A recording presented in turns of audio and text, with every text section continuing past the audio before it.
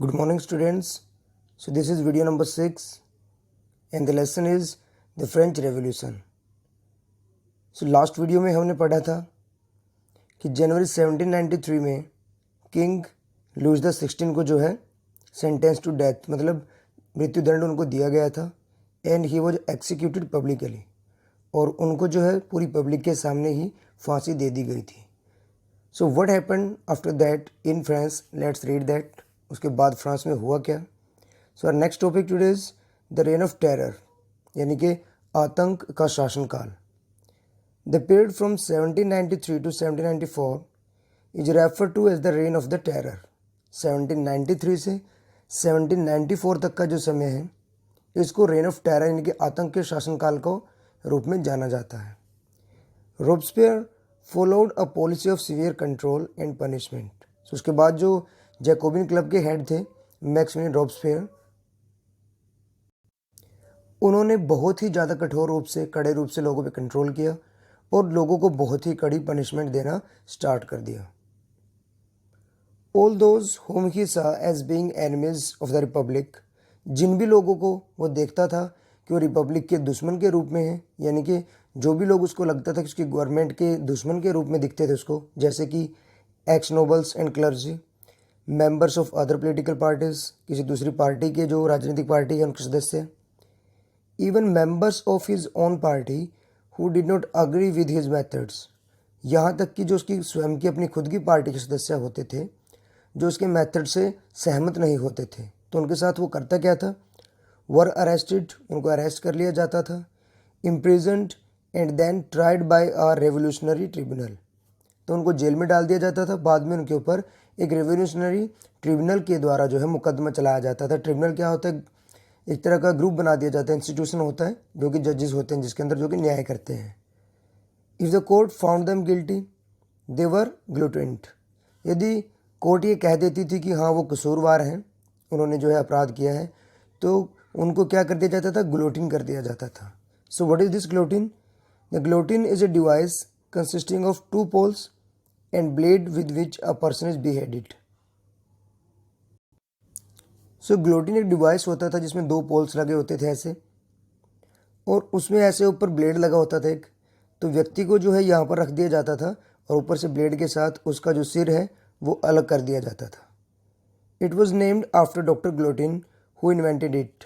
और इस डिवाइस का नाम ग्लोटिन क्यों रखा गया है, क्योंकि इसकी जो इन्वेंशन है वो डॉक्टर ग्लोटिन के द्वारा की गई थी. Robespierre's government issued laws placing a maximum ceiling on wages and prices.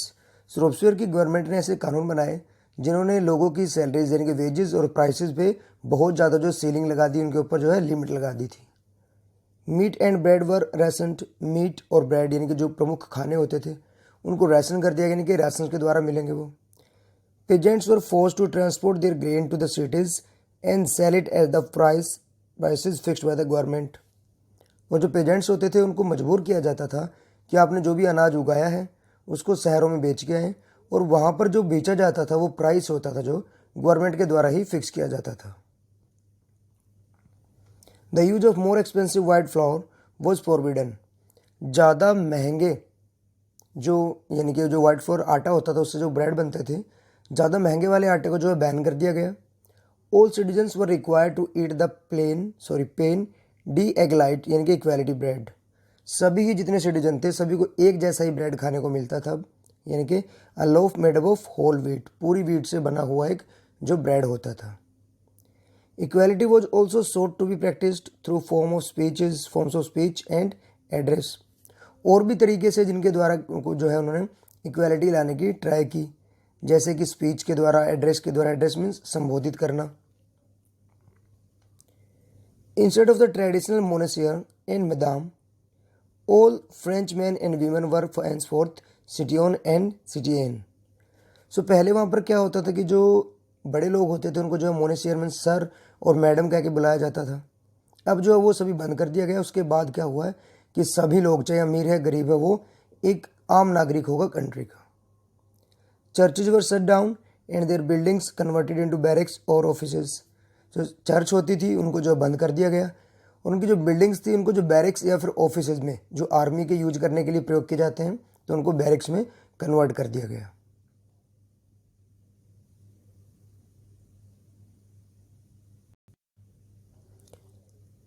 Robespierre pursued his policies so relentlessly that even his supporters began to demand moderation. सो रोबस्पियर ने इस तरह की जो पॉलिसीज नीतियाँ अपनाई इतना रिलेंटलेसली, मतलब बिना किसी रुकावट के, बिना किसी रोक टोक के वो चलता रहा कि उसके खुद के जो सपोर्टर थे उन्होंने डिमांड की कि इसमें चेंज जो है होने चाहिए। And finally he was convicted by a court in July 1794। तो अंततः क्या हुआ, एक कोर्ट के द्वारा जुलाई 1794 में उसके ऊपर मुकदमा चलाया गया, arrested and on the next day sent to the guillotine. और उसको अरेस्ट किया गया, अगले दिन उसको भी जो है जैसे वो बाकी लोगों के जो है ग्लोटिन कर देता था, उस डिवाइस के द्वारा सिर काट देता था, उसको भी जो है ग्लोटिन कर दिया गया। तो उसके बाद क्या होता है, मैक्सिमिलियन रोबस्पियर का जो है अभी टाइम खत्म हो गया है। A Directory rules France, the fall of the Jacobin government allowed the wealthier middle classes to seize power. अब जैकोबिन गवर्नमेंट जो है ख़त्म हो चुकी है, उसके बाद जो है जो अमीर लोग थे मिडिल क्लास वाले, उनको पावर पर अपना कब्जा करने का जो एक मौका मिल जाता है। A new constitution was introduced which denied the vote to non-proprietary section of the society। एक नया कॉन्स्टिट्यूशन बनाया गया, उसने जो है ऐसे लोग जिनके पास प्रॉपर्टी नहीं थी उनको जो है वोट देने का अधिकार देने से मना कर दिया। It provided for 2 elected legislative councils. तो उन्होंने क्या किया, 2 लेजिस्लेटिव काउंसिल बना दी जिनको कि इलेक्ट किया जाता था। This then appointed a Directory. तो ये दोनों लेजिस्लेटिव काउंसिल्स मिलकर एक डायरेक्टरी बनाती थी। उस डायरेक्टरी में क्या होता था, an executive made up of 5 members, जिसके अंदर 5 व्यक्ति होते थे। This was meant as a safeguard against the concentration of power in one man executive as under the Jacobins. और ये जो 2 लेजिस्लेटिव असेंबलीज बनाई गई है, काउंसिल्स, और ये डायरेक्टरी बनाई गई है, ये किस लिए बनाई गई थी, क्योंकि जैसे जिस तरह से जैकोबिन टाइप में मैक्सिमिलियन रोबस्पियर के पास ये सारी पावर थी, तो ताकि ये सारी पावर एक व्यक्ति के पास ना रहकर अलग अलग डिपार्टमेंट्स में इनको डिवाइड कर दिया जाए।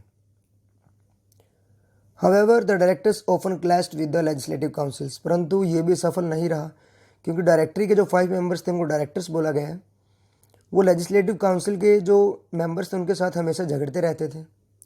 Who then sought to dismiss them. तो लेजिस्लेटिव काउंसिल वालों ने ये डिसाइड किया कि हम डायरेक्टरी को डिसमिस कर देते हैं। The political instability of the directory paved the way for the rise of military dictator Napoleon Bonaparte. तो ये जो राजनीतिक अस्थिरता थी डायरेक्टरी के, उसने क्या किया, एक रास्ता तैयार कर दिया है किसके लिए, उदय होने के लिए। यानी कि अब यहाँ पर आने वाला कौन है, मिलिट्री डिक्टेटर, यानी कि तानाशाह आने वाला है, Napoleon Bonaparte. So in this we have next topic that did women have a revolution. क्या महिलाओं ने भी जो है क्रांति की थी, उन्होंने भी क्रांति में पार्टिसिपेट किया था। So let's see. From the very beginning, women were active participants in the events which brought about so many important changes in French society। So इतनी जो एक्टिविटीज़ हुई हैं, ये रिवोल्यूशंस हुई हैं बिल्कुल बिगनिंग से ही फ्रेंच सोसाइटी में बदलाव लाने के लिए, उन सभी एक्टिविटीज़ के दौरान जो है महिलाएं एक्टिवली पार्टिसिपेट उन्होंने किया इन सभी एक्टिविटीज़ के अंदर। They hope that their involvement would pressurise the revolutionary government to introduce measures to improve their lives. और वो पार्टिसिपेट क्यों करती थी इन सभी एक्टिविटीज़ में, वो ऐसा आशा करती थी कि यदि वो इस रेवोल्यूशंस में जो है इन्वॉल्व होंगी, शामिल होंगी, तो वो जो है रेवोल्यूशनरी गवर्नमेंट को प्रेशराइज कर सकती हैं ताकि कुछ ऐसी नीतियां लाई जाएं जो कि महिलाओं के जीवन में बदलाव ला सके। Most women of the third estate had to work for a living. So third estate की ज़्यादातर जो महिलाएं थी उनको आजीविका कमाने के लिए काम करना पड़ता था। दे वर्कड एज सिमट्रेसेस और लॉन्ड्रेसेस। तो उनको क्या करना पड़ता था काम, जैसे कि वो दर्जी का काम करती थी या फिर कपड़े धोने का काम करती थी। सोल्ड फ्लावर्स को बेचने का काम, fruits and vegetables at the market, या फिर फ्रूट या वेजिटेबल को बेचने का काम करती थी। और were employed as domestic servants in the houses of prosperous people, या फिर थर्ड स्टेट के जो प्रोस्पर्स थोड़ा समृद्ध लोग होते थे, अमीर लोग, उनके घरों में नौकर के रूप में काम करती थी वो। Most women did not have access to education और job training.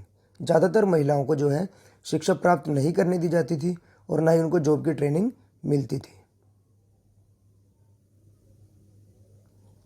Only daughters of nobles और wealthier members of the third state could study eight A convent. केवल थर्ड स्टेट में से जो अमीर व्यक्ति होते थे उनकी बेटियां ही जो है कॉन्वेंट स्कूल्स में जाके पढ़ती थी। After which their families arranged a marriage for them, और उसके बाद उनका परिवार उनकी शादी कर देता था। Working women had also to care for their families. अब बताया गया कि कुछ ही महिलाएं थी जो कि स्कूल वगैरह जाती थी, ज़्यादातर महिलाओं को डोमेस्टिक वर्क करने पड़ते थे। सो काम करने के साथ साथ उनको जो है परिवार का ध्यान भी रखना होता था। और परिवार का ध्यान रखने में कौन कौन से काम हैं, दैट इज़ कुक भोजन बनाना, फैच वाटर बाहर से पानी लाना, queue up for bread bread लाने के लिए लाइन में लगना, and look after the children और बच्चों का ध्यान रखना। Their wages were lower than those of men, और उनकी जो वेजेस होती थी, सैलरी होती थी, वो आदमियों से कम होती थी। In order to discuss and voice their interest women started their own political clubs and newspapers. So जिस तरह से हमने पढ़ा था कि आदमियों ने अपनी राजनीतिक बातें जो डिस्कस करने के लिए पॉलिटिकल क्लब बनाने स्टार्ट कर दिए थे, जिनमें से जैकोबिन क्लब इंपॉर्टेंट था।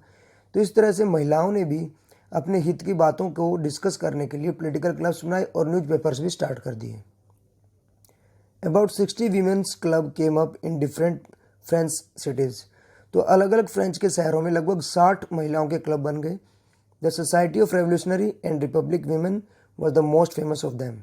सो जिस तरह से आदमियों के द्वारा बनाए गए पॉलिटिकल क्लब्स में जैकोबिन क्लब इंपॉर्टेंट था, इस तरह से महिलाओं के द्वारा बनाए गए क्लब्स में से दो इंपॉर्टेंट थे, the society of the Revolutionary and Republican women.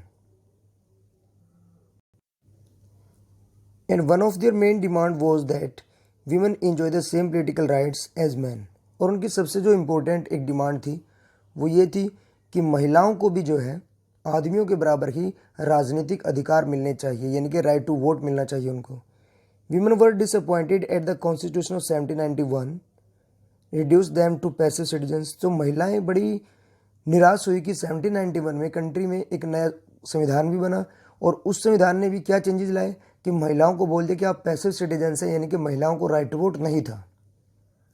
They demanded the right to vote, to be elected to the assembly and to hold political office. तो उन्होंने डिमांड की कि हमें भी वोट डालने का अधिकार दिया जाए, असेंबली में जो चुने जाने का अधिकार हो, और जो राजनीतिक ऑफिस हैं हम भी उनके अधिकारी बनने चाहिए। Only then they felt would their interest be represented in the new government. तभी उनको यह एहसास होगा, तभी उनको यह लगेगा कि जो नई गवर्नमेंट आई है उस गवर्नमेंट के अंदर उनके हित यानी कि उनके जो फेवर में जो है बातें की जा रही हैं। In the early years the revolutionary government did introduce laws that helped improve the lives of women. So जो बिगिनिंग के ईयर्स थे, जो रेवोल्यूशनरी गवर्नमेंट्स होती थी, उन्होंने कुछ ऐसे कानून जो इंट्रोड्यूस किए जिससे कि महिलाओं के जीवन में थोड़ा सा सुधार आया।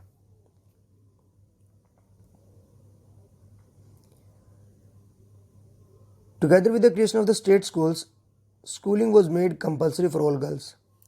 सो स्टेट स्कूल्स बनाए गए, उसके साथ साथ रूल बना दिया गया कि सभी गर्ल्स के लिए जो है स्कूल जाना अनिवार्य है। पहले क्या होता था, जो अमीर घर की लड़कियां थी केवल वही स्कूल जा पाती थी, परंतु अब ये कंपलसरी कर दिया कि सभी गर्ल्स को स्कूल जाना अनिवार्य है।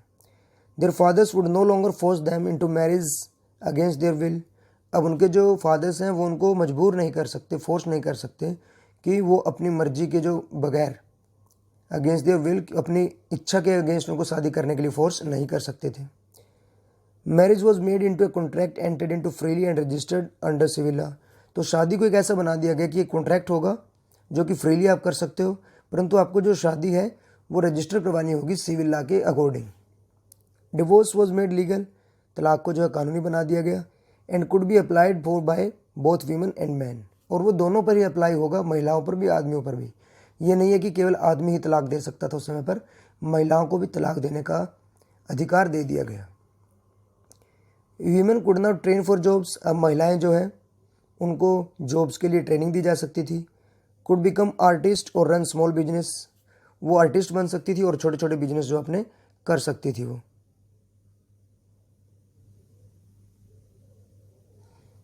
Women's struggle for equal political rights however continued during the reign of terror.